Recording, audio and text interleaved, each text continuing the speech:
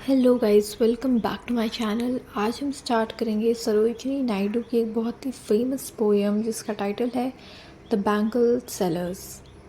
तो चलिए स्टार्ट करते हैं अपनी इस पोएम को समझना। Bangle seller, are we who bear our shining loads to the temple fair.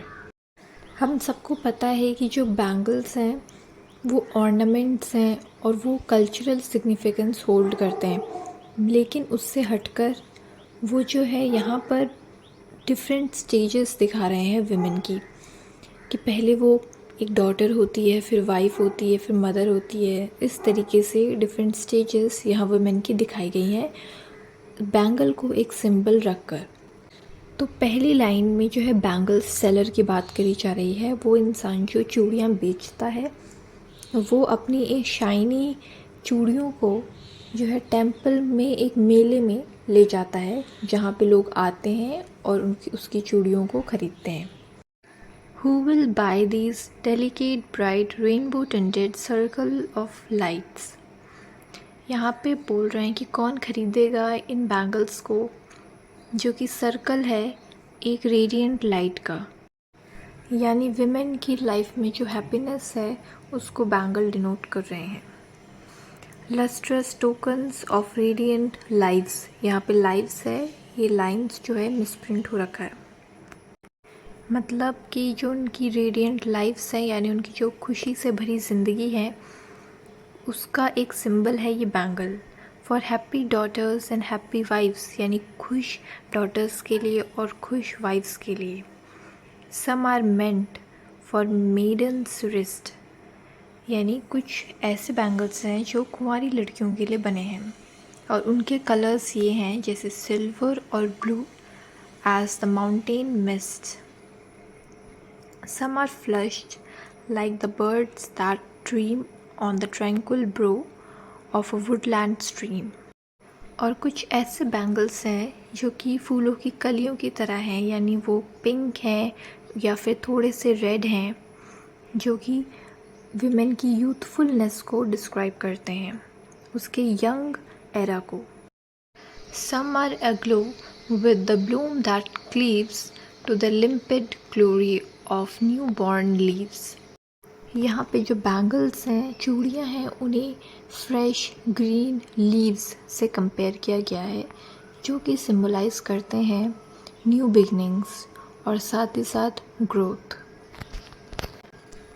Some are like fields of sunlit corn meet for a bride on her bridal morn, यानी sunlit corn से मतलब है golden चूड़ियाँ। जो golden चूड़ियाँ हैं वो दिखाती है मेडनहुड, साथ ही साथ मैरिज के बीच में जो कनेक्शन है कि किस तरीके से जो मेडनहुड है वो मैरिज में ट्रांसफॉर्म हो रहा है।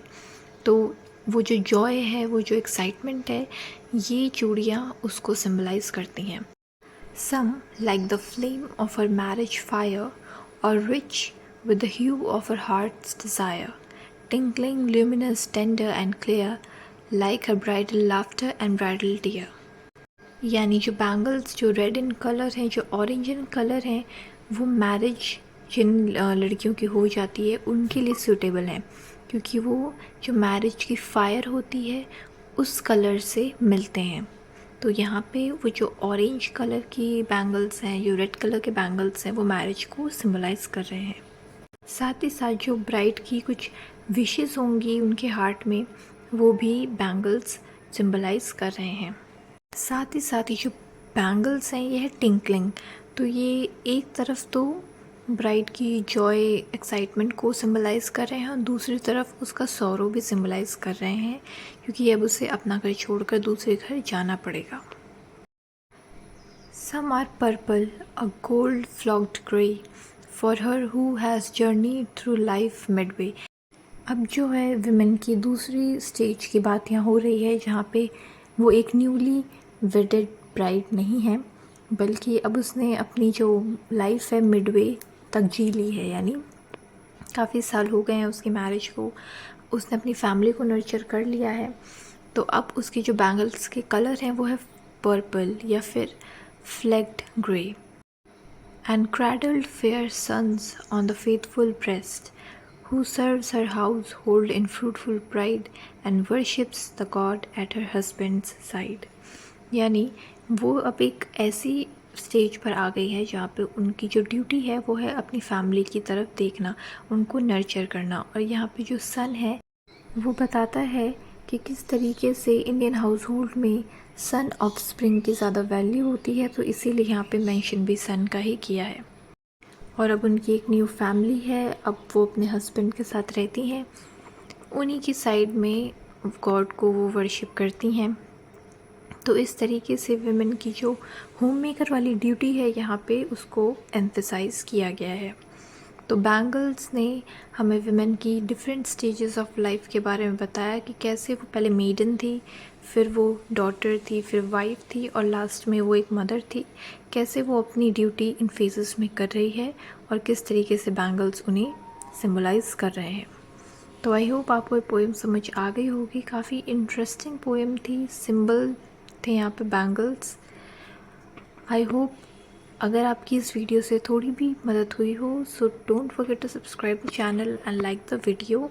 इंग्लिश ऑनर्स के जो सब्जेक्ट्स हैं और जितनी पोएम्स हैं, नॉवेल्स हैं, मैं उनके ऊपर काफ़ी सारे वीडियोस ऑलरेडी अपने चैनल पर ले आई हूँ, तो आई होप आप उसे चेकआउट ज़रूर करेंगे। प्लेलिस्ट वाले सेक्शन में आप लोग जा सकते हैं, वहाँ पे मैंने हर एक सब्जेक्ट के जितने भी पार्ट्स वगैरह थे, नॉवेल्स थे, उनको प्लेलिस्ट में कैटेगराइज कर रखा है ताकि आपको इजी हो फाइंड करने में। सो मिलते हैं अपने नेक्स्ट लेक्चर वीडियो में, जो कि जल्द ही मैं लाने वाली हूँ।